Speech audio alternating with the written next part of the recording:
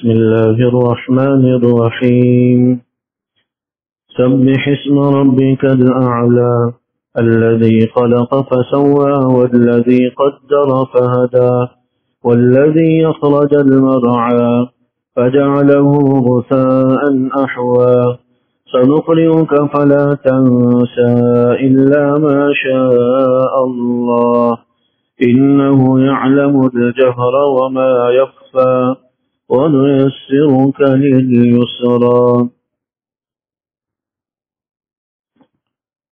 سورہ اعلیٰ کی چند آیتوں کی تلاوت کی ہے۔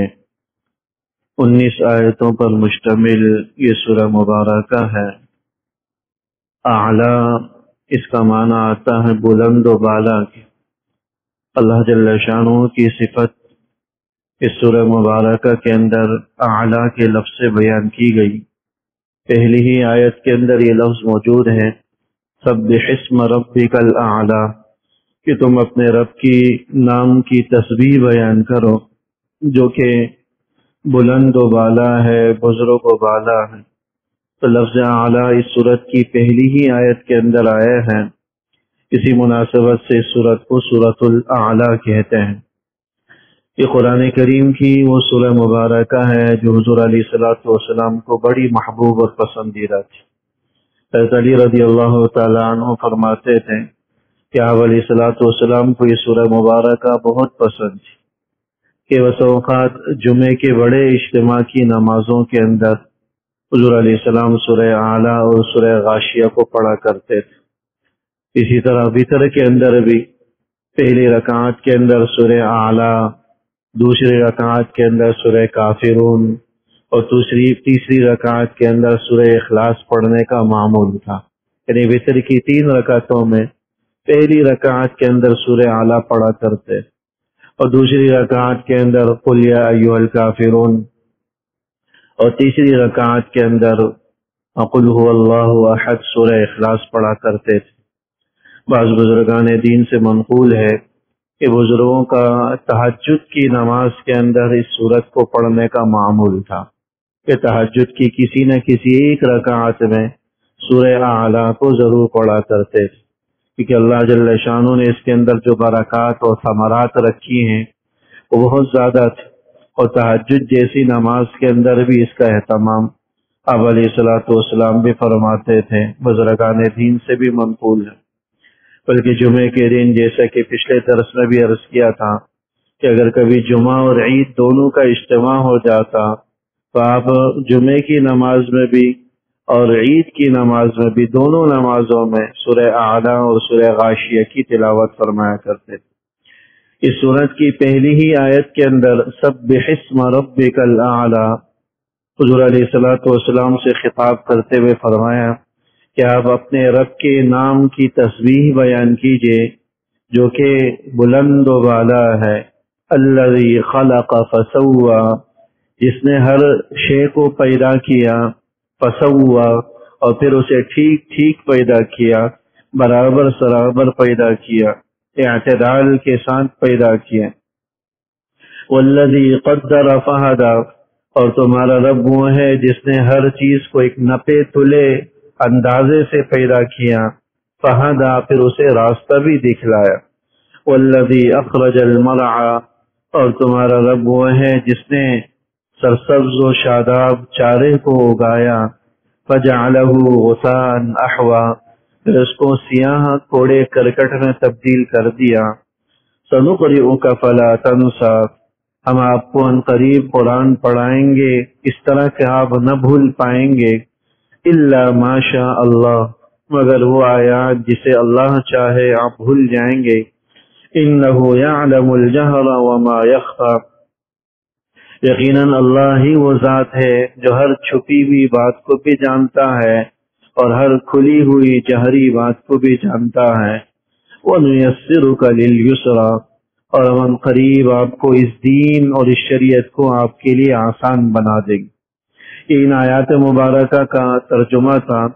پہلی آیت کے اندر جو اللہ جل شانہ کی طرف سے حکم ہے سبح اسم ربک الاعلیٰ، کہ آپ اپنے رب کے نام کی تسبیح بیان کیجیے، حضور علیہ الصلوۃ والسلام سے اگرچہ یہ خطاب ہے، لیکن ساری امت کا اس پر اتفاق ہے کہ جو خطاب براہ راست حضور سے ہو تو در حقیقت پوری امت کے لیے ہوتا ہے، پوری امت ہی اس کا مخاطب ہوتی ہے، پوری امت کو وہ حکم دینا مقصود ہوتا ہے۔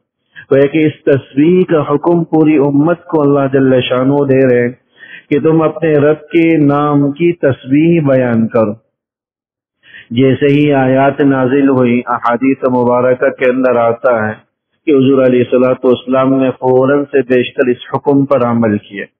جب یہ آیت نازل ہوئی سبح اسم ربک الاعلی، کہ تم اپنے رب کے نام کی تسبیح بیان کرو جو کہ بلند و بالا ہے، تو حضور نے فرمایا کہ اجعلوها فی سجودکم، کہ اس آیت کو تم اپنی سجدوں میں داخل کر دو۔ اس لیے سجدے کے اندر یہی تسبیح سبحان ربی الاعلی کی پڑھی جاتی۔ اسی طرح سورہ واقعہ کی جب آخری آیات فسبح باسم ربک العظیم نازل ہوئی تو حضور نے فرمایا کہ اجعلوها فی رکوعکم، اس تسبیح کو تم اپنے رکوع میں داخل کر دو۔ اس لیے رکوع کے اندر سبحان ربی العظیم کی تسبیح پڑھی جاتی۔ تو یہ دونوں تسبیحات رکوع کے اندر اور سجدے کے اندر انہی آیات کا حکم ہے اور انہی پر عمل ہے کہ تم اپنے رب کے نام کی تسبیح بیان کرو جو کہ اعلیٰ ہے، سب سے بڑا ہے۔ تو سبحان ربی الاعلی کہہ کر سجدے کے اندر اللہ کی تسبیح بیان کی گئی۔ فسبح باسم ربک العظیم، اپنے رب کے نام کی تسبیح بیان کرو جو بڑا عظیم ہے۔ جب یہ حکم آیا تو اس کو رکوع کے اندر رکھا گیا اور سبحان ربی العظیم کہہ کے اللہ جل شانہ کی تعظیم کی گئی اور اس حکم پر عمل کیا گیا۔ نماز کے علاوہ بھی علماء فرماتے ہیں کہ جب بھی نماز کے علاوہ اس سورہ مبارکہ کی تلاوت کریں اور سبح اسم ربک الاعلی کے کلمات آئیں تو مستحب ہے سبحان ربی الاعلی کہنا۔ اسی طرح فسبح باسم ربک العظیم کے الفاظ آئیں تو سبحان ربی العظیم کے الفاظ کہہ دینا، یہ مستحب عمل ہے۔ لیکن اس انداز سے کہے جائیں کہ وہ قرآن کی آیت بھی نہ لگے، تھوڑا سا سانس توڑ کر اور انداز تلاوت سے ہٹ کر ان کلمات کو پڑھے جائیں تاکہ یہ شائبہ بھی نہ ہو کہ قرآن کا وہ حصہ ہے یا کوئی آیت قرآنی ہے۔ ظاہر سی بات ہے سبح اسم ربک الاعلی کے بعد سبحان ربی الاعلی کے الفاظ قرآن کا حصہ نہیں ہے اس آیت کے اندر، اس صورت کے اندر، اس لیے اس کو پڑھنا مستحب تو ہے لیکن سانس توڑ کر، فاصلہ دے کر اور تھوڑے مختلف انداز سے تاکہ قرآن کی آیت کا شائبہ بھی پیدا نہ ہو۔ تو اس انداز سے اس حکم پر عمل کیا گیا۔ اللہ جل شانہ نے براہ راست انسانوں کو تسبیح اور اللہ کی حمد کی تسبیح بیان کرنے کا حکم دی۔ اس کائنات کے اندر کوئی چیز ایسی نہیں ہے جو اللہ کی تسبیح بیان نہ کرتی ہو۔ قرآن کریم میں ایک جگہ فرمایا کہ تسبح له السماوات السبع والارض ومن فيهن وان من شيء الا يسبح بحمده ولكن لا تفقهون تسبيحهم۔ یہ آسمان و زمین جتنے بھی ہیں اور ان کے اندر بھی جتنی بھی چیزیں موجود ہیں سب اللہ کی تسبیح بیان کرتے ہیں، بلکہ وَإِن مِّن شَيْءٍ إِلَّا يُسَبِّحُ بِحَمْدِهِ، اس کائنات میں کوئی چیز ایسی نہیں ہے جو اللہ کی تسبیح بیان نہ کرتی ہو۔ وَلَكِن لَّا تَفْقَهُونَ تَسْبِيحَهُمْ، ہاں تمہیں ان کی تسبیح کا پتہ نہیں چلتا۔ کیا حیوانات تو کیا جمادات، کیا نباتات اس کائنات میں جاندار ہو بے جان ہو سب اللہ کی تسبیح بیان کر رہے ہو۔ حضور علیہ الصلوۃ والسلام کے دست اقدس پر کنکر کا تسبیح پڑھنا، سبحان اللہ کہنا، یہ حضرات صحابہ نے سنا کہ آپ کے ہاتھ مبارک پر چند کنکریاں آئی اور ان کنکریوں نے اتنے زور سے سبحان اللہ کہا کہ حضرات صحابہ نے سنا۔ وہ لکڑی کا تنا جس پر ٹیک لگا کر حضور علیہ الصلوۃ والسلام خطبہ دیا کرتے تھے، جب آپ نے اس کو ہٹا دیا ممبر بن جانے کے بعد، اس کے رونے کی آواز حضرات صحابہ نے سنی، وہ تنا رو رہا تھا۔ تو ہر چیز کے اندر اللہ نے تکوینی اعتبار سے یہ چیز رکھی، چڑیوں کا چہچہانا، کبوں کا کائیں کائیں کرنا، اسی طرح شیر کی داڑ ہے، ہاتھی کی چنگاڑ ہے، سانپ کی پھنکار ہے، ہر شے جو صدا دیتی ہے در حقیقت وہ اللہ کا نعرہ بلند کر رہی ہوتی ہے۔ اور اللہ کی تسبیح بیان کر رہی ہوتی ہیں، اگرچہ وَلَٰكِن لَّا تَفْقَهُونَ تَسْبِيحَهُمْ، تمہیں ان کی تسبیح کا پتہ نہیں چلتا، اندازہ نہیں ہوتا کہ وہ کس انداز سے تسبیح بیان کر رہی۔ اللہ جل شانہ نے کائنات کی کسی اور چیز کو تسبیح کا حکم نہیں دیا، کیونکہ ہر شے ما فطرتن اور جبلتن اللہ کی تسبیح بیان کرنے کی پابند، وہ اس سے انحراف کر ہی نہیں سکتی۔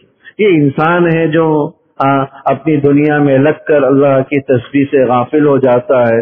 اللہ جل شانہ نے اس انسان کو مخاطب کرتے ہوئے خصوصیت کے ساتھ فرمایا کہ سبح اسم ربک الاعلی، اے انسان، کائنات کی ہر شے تو میری تسبیح بیان کرتی ہے، لیکن تم میری تسبیح بیان کرنے سے غفلت میں پڑا ہوا ہے۔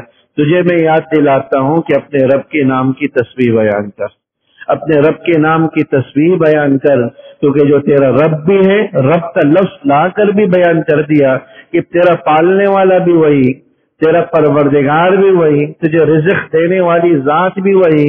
اس کا حق تھا کہ تو اس کے علاوہ کسی کی یاد میں نہ رہتا اور نہیں اس کی یاد سے غافل ہوتا، لیکن تو نے اس کے حق کو ضائع کیا، اس کی ربوبیت کا تو نے انکار کیا اور اس کی تسبیح سے تو غافل ہوا۔ تو اللہ جل شانہ نے یاد دہانی کروائی کہ اپنے رب اعلیٰ کی نام کی تم تسبیح بیان کرو۔ تسبیح یہ لفظ سمجھ لیجئے کہ لوگ تسبیح کا مطلب کیا سمجھتے ہیں، صرف سبحان اللہ یا الحمدللہ کی کلمات کہہ دینا۔ در حقیقت تسبیح کا مطلب ہوتا ہے کہ اللہ کی ذات کو ہر قسم کی عیب اور نقص سے پاکیزہ قرار دینا، یہ تسبیح کہلاتا ہے۔ تسبیح کا مطلب ہوتا ہے کہ اللہ جل شانہ کی ذات کو، اللہ کی صفات کو ہر قسم کے عیب سے، ہر قسم کے نقص سے، ہر قسم کی خرابی سے پاک قرار دینا، یہ تسبیح کہلاتا ہے۔ یعنی اس بات کا عقیدہ رکھنا کہ اللہ اپنی ذات میں بھی، اپنی صفات میں بھی ہر قسم کے عیب سے پاک ہے، ہر قسم کی محتاجی سے پاک ہے۔ وہ سونے سے بے نیاز، اونگ اس کو نہیں آتی، کھانے کا وہ محتاج نہیں، اولاد کی اس کو حاجت نہیں، نہیں کسی سہارے کی ضرورت، نہیں کسی پر تکیہ کرنے کی ضرورت، نہ رزق نے کسی کا محتاج، نہیں جو ہے اس کائنات کو چلانے میں کسی کا محتاج، وہ اپنی ذات میں مستغنی ہے، بے نیاز ہے۔ اس چیز کا عقیدہ رکھنا یہ تسلیم کہلاتا ہے۔ اللہ کو اس کی تمام صفات کے اندر بھی کامل اور یکتا ماننا اور ہر قسم کے عیب اور نقص سے پاک قرار دینا یہ تسبیح کہلاتا ہے۔ اور سبحان اللہ کا کلمہ کہہ کر در حقیقت ہم اسی عقیدے کا اظہار کر رہے ہوتے ہیں کہ اللہ آپ ہر شے سے پاک ہیں، ہر عیب سے پاک ہیں، ہر نقص سے پاک ہیں، ہر چیز کے سے بے نیاز ہیں، ساری کائنات آپ کے محتاج ہیں، آپ ہر شے سے بے نیاز اور مستغنی ہیں۔ اس عقیدے کا اعلان کر رہے ہوتے، یہ کوئی خالی قولی جملہ نہیں۔ فسبح باسم ربک العظیم، سبح اسم ربک الاعلی، کہ تم اپنے رب کے نام کی تسبیح بیان کرو، وہ ہے کہ اللہ جل شانہ کے نام کی تم پاکیزگی بیان کرو، آپ کی صفاتی نام کی۔ اب یہ تسبیح کیسے ہو؟ اللہ کے ناموں کی بھی تسبیح ہوتی ہے، اللہ جل شانہ کی ذات کی بھی تسبیح اور اس کی ذات کی بھی پاکیزگی بیان کرو۔ اللہ جل شانہ کے ناموں کی پاکیزگی اور تسبیح کو بیان کرنے کا مطلب اللہ جل شانہ کے نام لیتے وقت بھی آداب کا لحاظ ہو، احترام کو ملحوظ رکھا تھا۔ علماء نے لکھا کہ اللہ جل شانہ کی تعظیم اور توقیر کے اندر سب سے پہلا ادب تو یہ ہے کہ اللہ کو ان ناموں سے پکارا جائے جو نام قرآن کریم نے ہمیں دیے، احادیث مبارکہ کے اندر ہمیں بتلایا گا۔ وہ 99 صفاتی نام ہیں، انہی ناموں کے ساتھ اللہ کو پکارا جائے۔ وَلِلَّهِ الْأَسْمَاءُ الْحُسْنَى فَادْعُوهُ بِهَا، اللہ کے بڑے بہترین نام ہیں، تم انہی سے پکارا کرو، ان کے علاوہ کسی اور نام سے پکارنا یہ اللہ کے نام کی تسبیح نہیں کہلائے۔ احادیث مبارکہ کے اندر یہ فضیلت بھی آئی کہ ان للہ 99 اسما من حفظها فقد دخل الجنہ، کہ اللہ کے 99 نام ہیں، جو آدمی اس ناموں کو یاد کرے گا فقد دخل الجنہ، تو جنت میں داخل ہو جائے، وہ جنت میں داخل ہو جائے۔ کہ اللہ کے ان صفاتی نام ہیں، ان ناموں کے ساتھ اللہ کو پکارنا یہ اللہ کی تعظیم اور اللہ کی توقیر کے تحت داخل۔ بعض روایات کے اندر آیا کہ اللہ کا ایک صفاتی نام ہے یا ذل جلال والاکرام۔ حدیث کے اندر آیا کہ جب تم دعا کرو تو الحو بیا ذل جلال والاکرام، تم اللہ سے اصرار کیا کرو یا ذل جلال والاکرام کے الفاظ کے ذریعے، اصرار کر کے، ان الفاظ سے اصرار کر کے، اصرار کا معنی آتا ہے بار بار کوئی چیز پکارنا، مانگنا، جو کہ لے کہ اڑ جانا اگر سادہ لفظوں میں کہا جاتی وہ ہے کہ یا ذل جلال والاکرام کے الفاظ پر تم اڑ جاؤ اور ان کے ذریعے اصرار کر کے اور ان کے ذریعے اڑ کر تم اللہ سے مانگا کرو۔ اللہ جل شانہ کو یہ نام بڑا پسند، تو دعاؤں کے اندر ان صفاتی ناموں کے استعمال کر کے انسان دعا مانگے جو اللہ جل شانہ نے اپنے لیے مختص کر رکھے ہیں۔ یہ بھی آداب اور توقیر کا ایک حصہ، اللہ کی ناموں کی تعظیم و توقیر کا ایک حصہ ہے کہ جب بھی اللہ کا نام کا استعمال ہو تو اس کے ساتھ یا تو تعالی کے الفاظ استعمال ہوں، اللہ تعالی، اللہ جل شانہ، جل وعلا، اس قسم کے کلمات ہم استعمال کریں، جس طرح کہ خود حضور نبی اکرم صلی اللہ علیہ وسلم کے نام کی تعظیم و توقیر ہم یا تو رسول اللہ کے الفاظ سے کرتے ہیں یا درود شریف کے کلمات کے ساتھ کرتے ہیں۔ بزرگوں کے نام حضرات صحابہ ہیں تو ان کے ناموں کے ساتھ رضی اللہ عنہم کے الفاظ کہے جائیں کہ اللہ ان سے راضی ہو۔ کوئی بزرگ دنیا سے گزر چکا، رحمہ اللہ کے الفاظ استعمال کیے جائیں۔ اولاد والدین کے لیے استعمال کرے تو تعظیم و تکریم کے الفاظ استعمال کرے، میرے والد محترم، والد مکرم، والد ماجد، یہ جو ہے اس قسم کے الفاظ۔ اور جو انگریزی نے ہمیں سکھلایا ڈیڈ اور مام، اس کے اندر نہ کوئی تعظیم کے کلمات ہیں نہ ہی احترام کے کوئی کلمات ہیں۔ لوگ ان چیزوں کو اپنے بچوں کو سکھلاتے ہیں، سمجھتے ہیں کہ شاید ہم اپنے بچوں کو بڑی اچھی چیزوں کی تعلیم کر رہے ہیں، بلکہ اس کے بجائے جو تعظیم کے، احترام کے کلمات ہمیں ہماری زبان نے دیے، دین و شریعت نے دیے، وہ سکھلائے جائیں۔ والد محترم کے الفاظ سکھلائے جائیں، قابل احترام والد ماجد کے الفاظ سکھلائے جائیں۔ ان الفاظ کا معنی مطلب بھی بچوں کو نہیں آتا کہ بچوں کو یہ آداب سکھلانے کی، تو اللہ جل شانہ کے ناموں کے اندر بھی تعظیم و توقیر کا پہلو ہو، بزرگان دین کے، بلکہ اپنے بڑوں کے ناموں کے اندر بھی انسان تعظیم و تکریم کا پہلو مد نظر رکھے۔ اسی طرح اللہ کے نام کی تعظیم کا ایک حصہ یہ بھی ہے کہ جو نام اللہ کے ساتھ خاص ہیں ان کو غیر اللہ کے لیے استعمال نہ کیا جائے۔ بہت سے نام ایسے ہیں جو اللہ کے ساتھ خاص، ان کا غیر اللہ کے لیے استعمال کرنا یہ شرعاً جائز نہیں۔ کسی کا نام عبد الجبار ہے تو اس کو صرف جبار جبار بول دیتے، عبد الرزاق ہے تو اس کو رزاق رزاق بول دیا، کسی کا نام عبد الرحمان ہے تو اس کو رحمان رحمان بول دی۔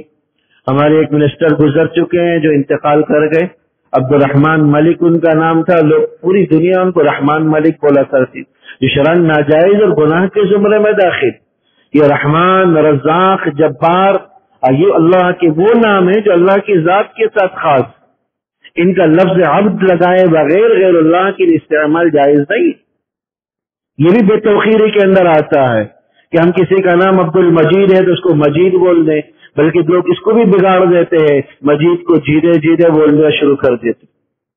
یہ اختصار یہ دین اسلام کے اندر نہیں، ان کو ان کے خوبصورت ناموں کے ساتھ پکار، ان کو ان کے اچھے ناموں کے ساتھ پکارا کر۔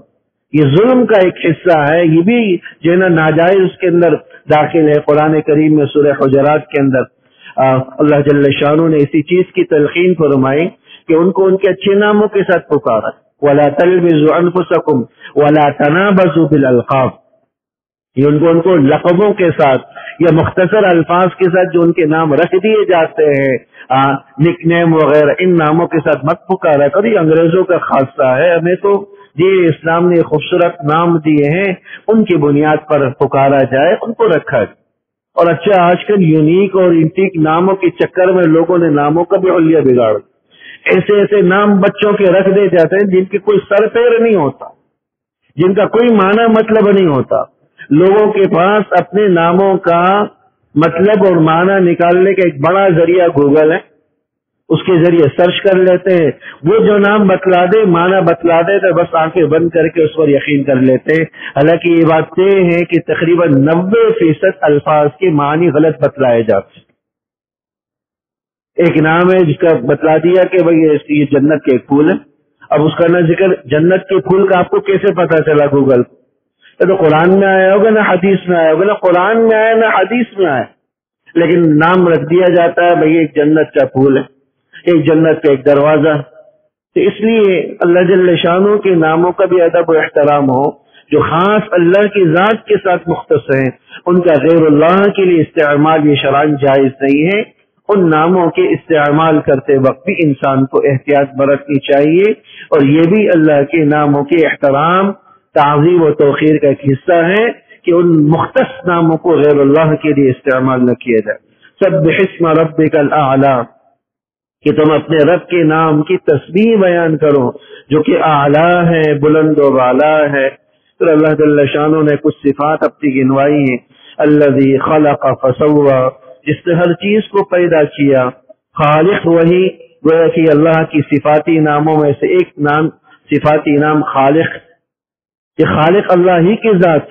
لفظ خالق کا بھی غیر اللہ کے لیے استعمال جائز نہیں۔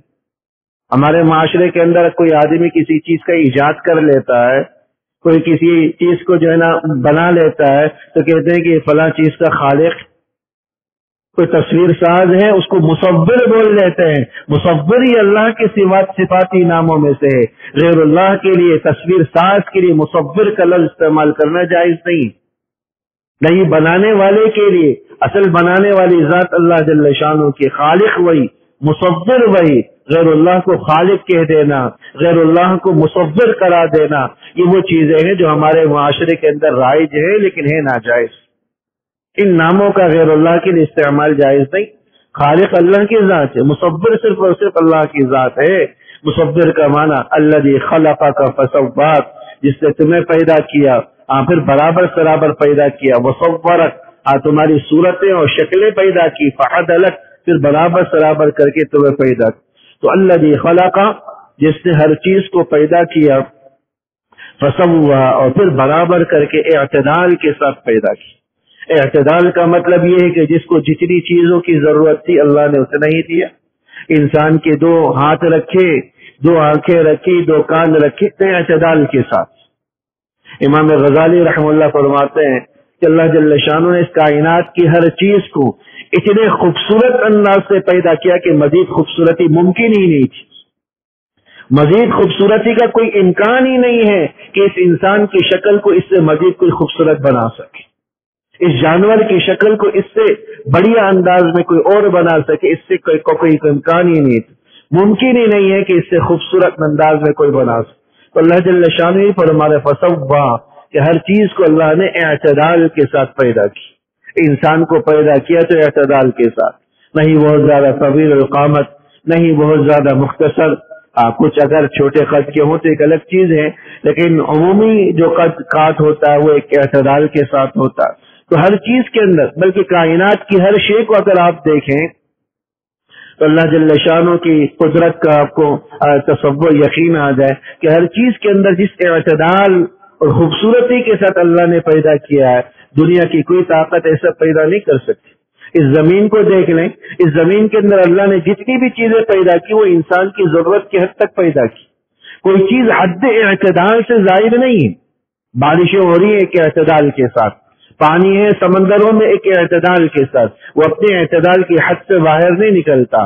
بالکل پہاڑ بھی نہیں رکھے کہ رہائشی ناممکن، بالکل جو ہے نا چٹیل میدان بھی نہیں رکھے کہ زراعت اور کاشت بھی انسان نہ کر سکے، پانی کے ذخائر بھی رکھے، رہنے کی جگہ بھی بنائی، نباتات و جمادات بھی اگائی، طرح طرح کی معدنیات کو بھی رکھا گیا، مختلف قسم کی معدنیات، صرف ایک ہی نہیں کہ صرف پیٹرول رکھا ہو، لوہا موجود نہ ہو، لوہا موجود ہے تو پیٹرول نہیں، سونے چاندی کے ذخائر ہیں، دیگر چیزوں کے ذخائر نہیں، ایسا نہیں۔ ہر چیز کو اللہ نے ایک معتدل انداز کے ساتھ اس دنیا کے اندر رکھا، جو کسی اور جگہ کے اندر ممکن نہیں۔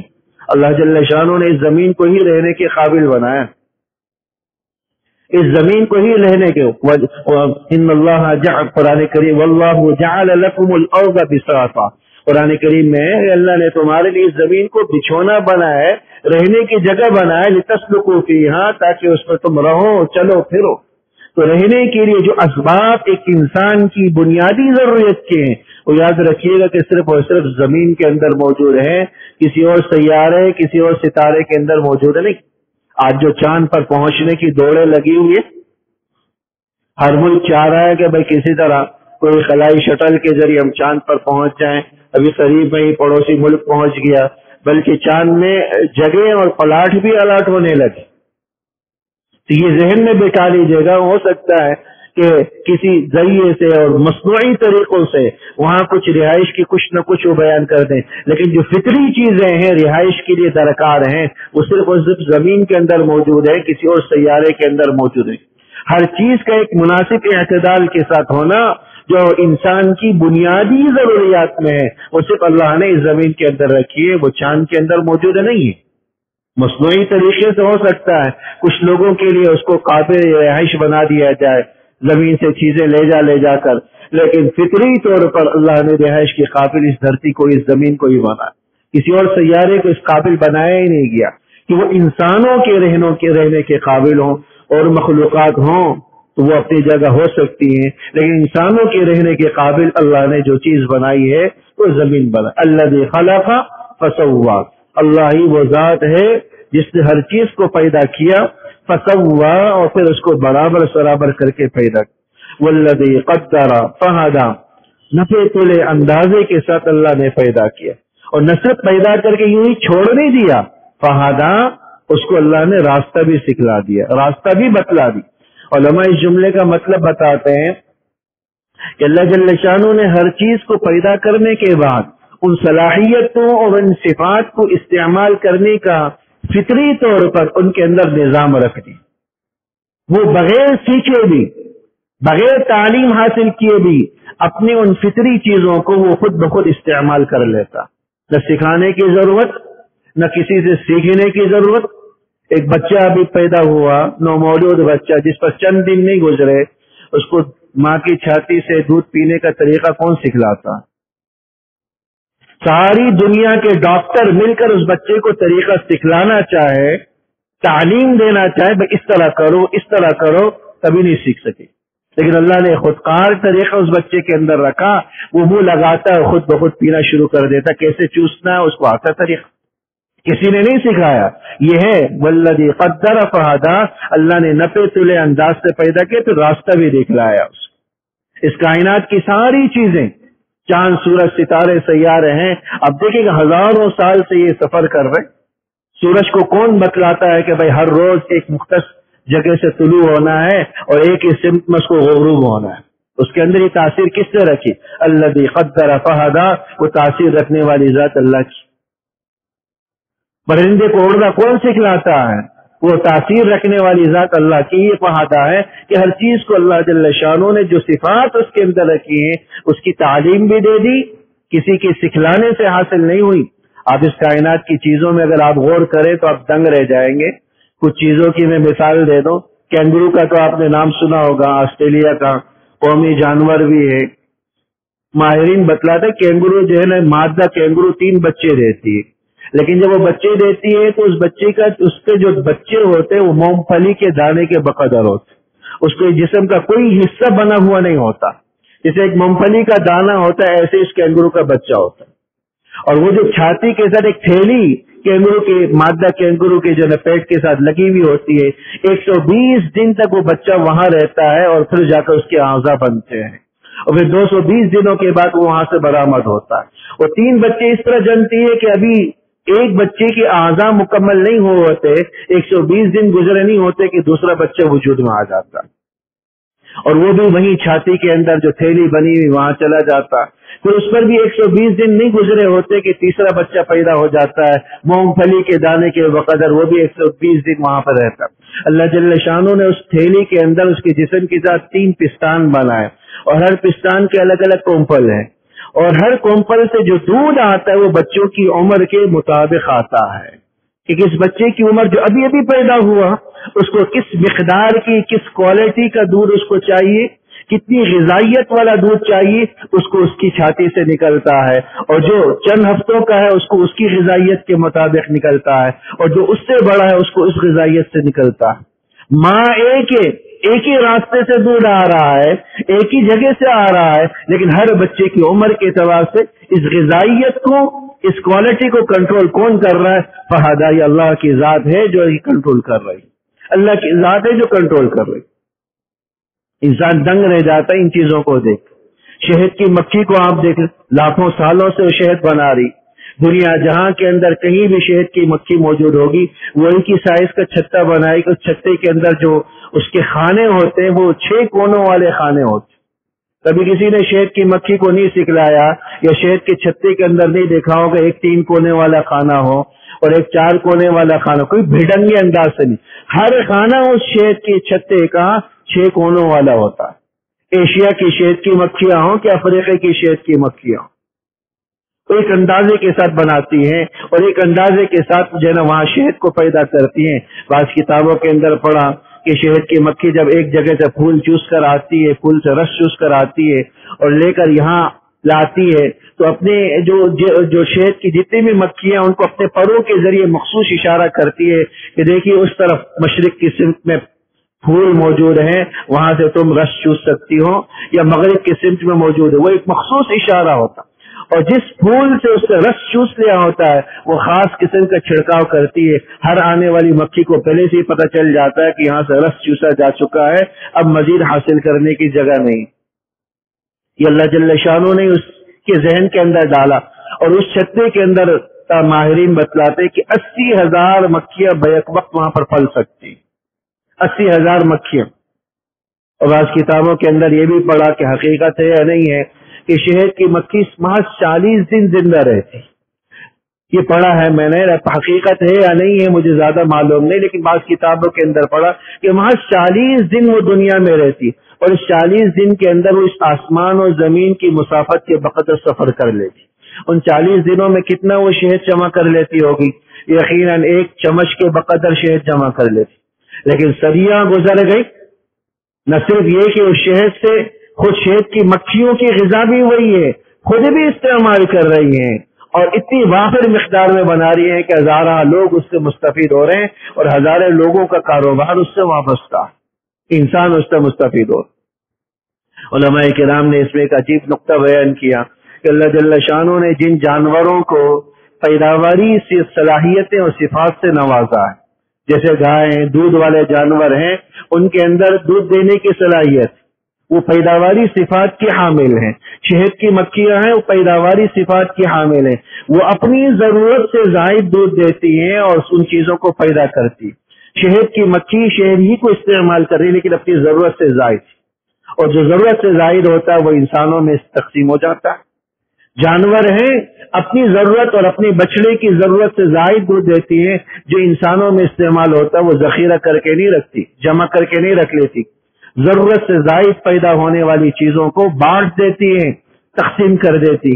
یہ ہم انسانوں کا المیہ ہے، پیداوار تو بہت رکھتے ہیں، ضرورت سے زائد کماتے بھی ہیں، لیکن لوگوں کو دینے کے بجائے اپنے پاس ذخیرہ رکھتے۔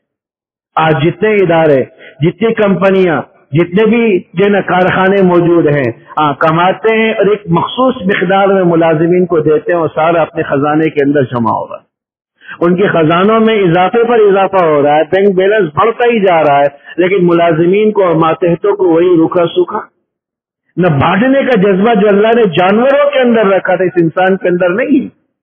آج کی جو صورتحال ہے وہ میرے اور آپ کے سامنے کہ مہنگائی کا المیہ کس قدر شدت کے ساتھ اٹھ رہا ہے، بجلی کے بل لوگوں کی تنخواہوں سے زیادہ بڑھ گئے، لیکن ملازمین اور ماتحتوں کی تنخواہیں وہی کی وہی چند ہزار سے آگے بڑھنے کا نام نہیں لی، اور مالکان کی شہ خرچیاں ختم ہونے کا نام نہیں لے رہی، افسران کی شہ خرچیاں ختم ہونے کا نام نہیں لے رہی، نہیں ان کے پیٹ بھر رہے، نہیں ان کے خزانے بھر رہے، جمع پر جمع، کئی نسلیں ان کی پل جائیں اتنا وہ جمع کر چکے ہیں، لیکن قناعت پھر بھی ان کے دلوں میں پیدا نہیں، قناعت پیدا نہیں ہوئی۔ لوگ بھوکوں مر رہے ہیں، خودکشیاں کر رہے ہیں، لوگ بھوکوں مر رہے ہیں۔ آج کسی نے پرچی بھیجی کہ امام صاحب کے پاس، میڈیا کے اندر آئی، سوشل میڈیا کے اندر، کہ بھائی امام صاحب دعا کر دیجئے، مہنگائی اتنی ہے کہ کبھی کھانے کو ملتا ہے کبھی نہیں ملتا، کبھی کھانے کو ملتا ہے کبھی نہیں ملتا۔ آج کی اخبار میں پڑھ رہا تھا کہ خاتون نے پولیس اسٹیشن نے ہیلپ لائن 15 پر کال کر دی، کہا کہ میرے بچے 4 دنوں سے بھوکے، 4 دنوں سے کچھ ہے نہیں ہمارے پاس، ان پولیس والوں نے کچھ جمع کر کے راشن اس گھر میں داخل کر، مالکان ہیں اور افسران ہیں، ان کے پیڑ بھرنے 2-2 ہزار کئی ہزار یونٹ ان کے فری، لاکھوں کمانے والے 15-20 لاکھ کما رہے ہیں اور ہزاروں یونٹ فری ہے، اور یہ غریب جو چند 15-20 ہزار کمانے والا، اس کو کوئی بھی چیز فری نہیں، نہ پیٹرول فری ہے نہ بجلی فری۔ پیٹرول کی مہنگائی اپنی جگہ تھی، ہاں بجلی نے جو نا اور رہے سے اوسان خطا کر کے رکھتی، تو اس لیے کم سے کم ان جانوروں سے تو ہم عبرت حاصل کریں، جو ضرورت کے بقدر استعمال کرتے تھے، بقیہ سب تقسیم کر دیا کرتے تھے۔ انسان کے اندر تو یہ چیز بھی نہیں ہے، یہ وصف بھی نہیں ہے، کم سے کم بقدر ضرورت رکھ لے۔ تو کتنی آج ہیں تو کل دنیا سے رخصت ہو جائیں گے، سب جمع کر کے کیا کریں؟ ایک صاحب کا انتقال ہوا، ان کی جائیداد کے مسائل ہمارے سامنے آئے، معلومات لکھنے والے نے لکھا کہ بھائی ایک بڑی بلڈنگ جو ہے نا ادھر عائشہ منزل کے پاس سے بڑے مین ایریاز پر کئی جو نا منزلوں پر مشتمل فلیٹیں وہ چھوڑ کر گئے، اولاد نام کی کوئی چیز نہیں، کوئی اولاد نہیں ان کی، لیکن سارا مال چھوڑ چھاڑ کر گئے، نہ بیوی بچی نہ شوہر بچہ، وہ چھوڑ کر گئے۔ اب کس کا ہو رہا ہے؟ پرایوں کا ہو رہا ہے، پرایوں میں جا رہا ہے۔ کاش کہ دنیا میں اپنے لیے آخرت کا کوئی ذخیرہ کر جاتے، کسی رفاہی کام کے لیے دے جاتے۔